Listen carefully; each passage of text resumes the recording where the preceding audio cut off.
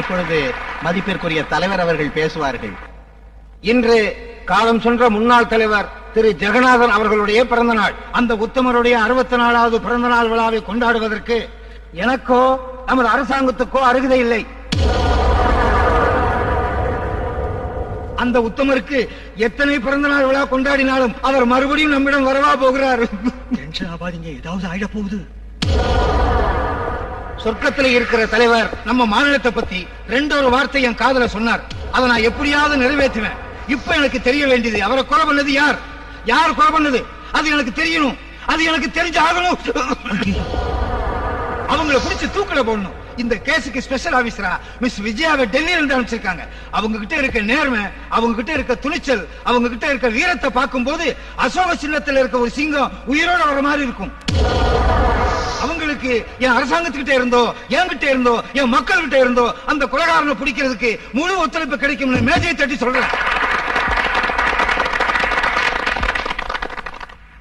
அடுத்து நமது பெருமைக்குரிய மேயர் அவர்களை இங்கு பேச வரும்படி நான் அன்புடன் அழைக்கிறேன்.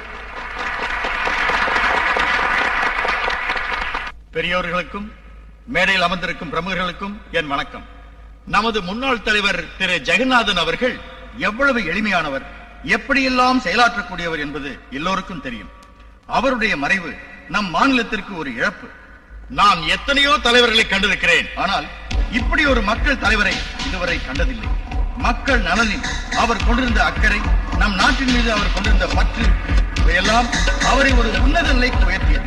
நல்ல குணமுள்ளவராக, கொள்கை உள்ளவராக, கோடியில் ஒருவராக அவர் விளங்கினார் என்றால் அதற்கு காரணம் அவர் செய்த தர்மம்தான்.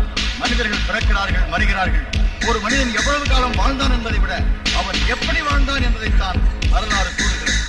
அப்படிப்பட்ட ஒரு வரலாற்று நாயகனை, வான்புகள் கொண்ட தலைவனை, வள்ளல் குணமிக்கவனை இனி காண முடியுமா என்று நாட்டு மக்கள் ஒவ்வொருவரும் இயங்குகின்ற இந்த துன்ப நேரத்தில், துயர பொழுதில் அவருடைய தூய்மையான ஆத்மா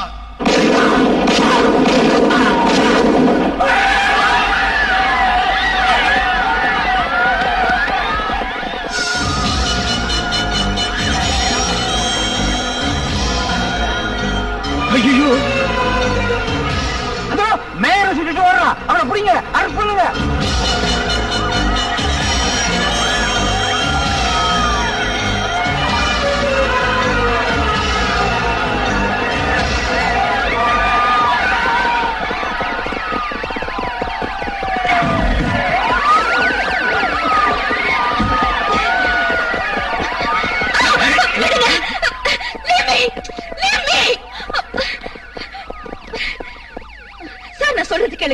ஜெகநாதன் கொலை பத்தி துப்பறியதுக்கு ஒன்னு அனுப்புனா, அவர் பிறந்த நாள் விழாவில் இன்னொரு கொலை செய்யறியா?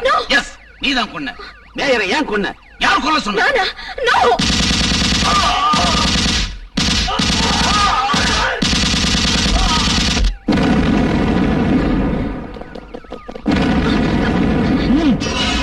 எங்க தலைவி காம்ரேட் விஜயாவை இங்கிருந்து கூட்டிட்டு போற வரைக்கும் எவனாவது ஒரு அடி முன்னால வச்சா இவன் தலரும்.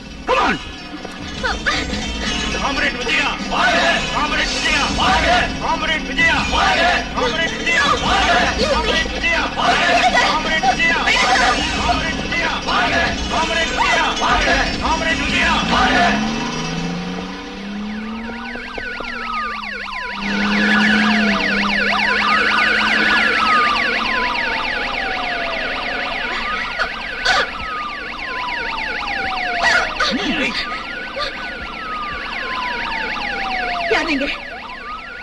என்ன எங்க கொண்டு போறீங்க?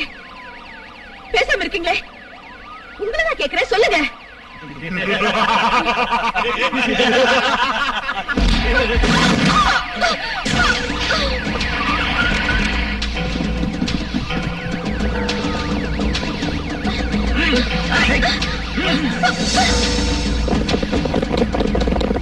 என்ன பாக்குற?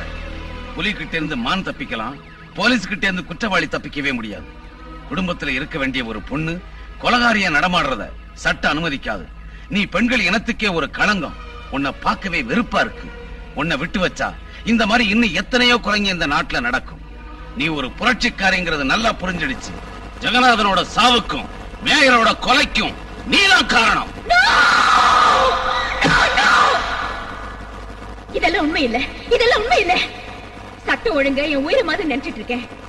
நான் ஒரு பொண்ணுங்கிறதே மறந்து போலீஸ் டிபார்ட்மெண்ட்டுக்கு என் வாழ்க்கையை காணிக்காக்கிட்டேன்.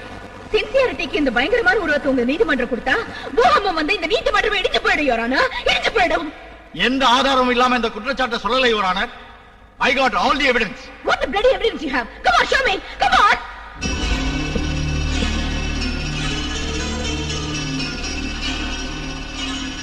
உன் பேரு? ராஜு என்கிற சுபாஷ். இந்த விஜயாங்கிற சுகுணா உனக்கு தெரியுமா? தெரியும் சார்.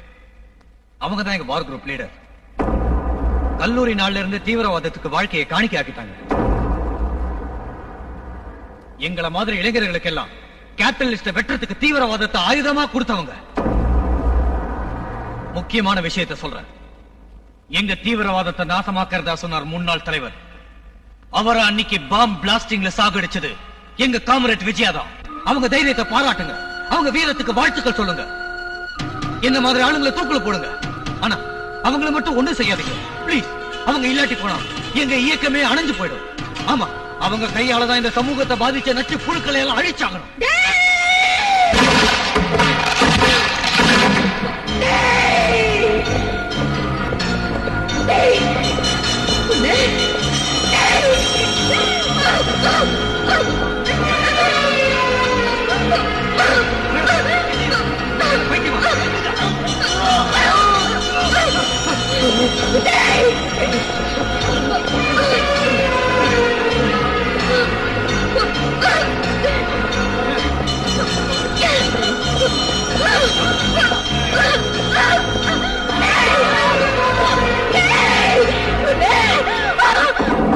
இந்த நிறைந்த நீதிமன்றத்தில் சட்டத்தை மீறி அட்டகாசம் செய்த விஜயா எதற்கும் துணிந்தவர் என்று கருதி இவரை ஜாமீன் இல்லாத ரிமாண்டில் வைக்க உத்தரவிடுகிறேன்.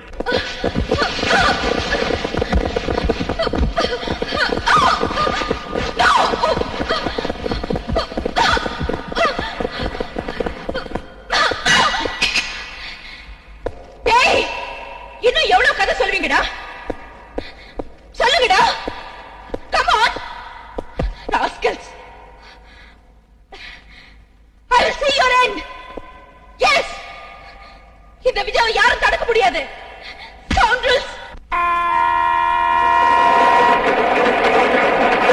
Your attention please. The Jordan Express is coming to the platform number 1. Jordan Express முதலாவது பிளாட்ஃபாரத்திற்கு வந்து கொண்டிருக்கிறது.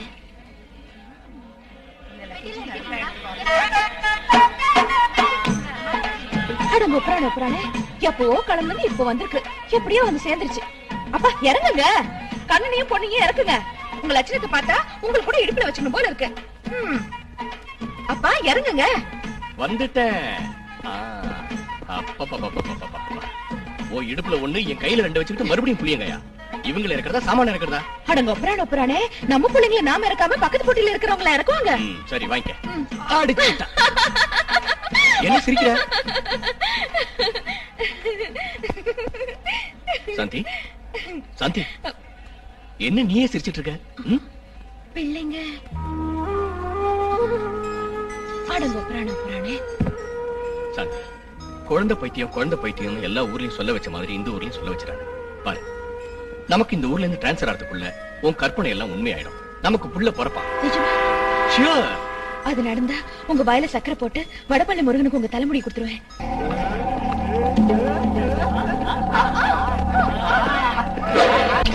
அந்த கூட்டி எடுத்து கால எடுத்துக்கடா.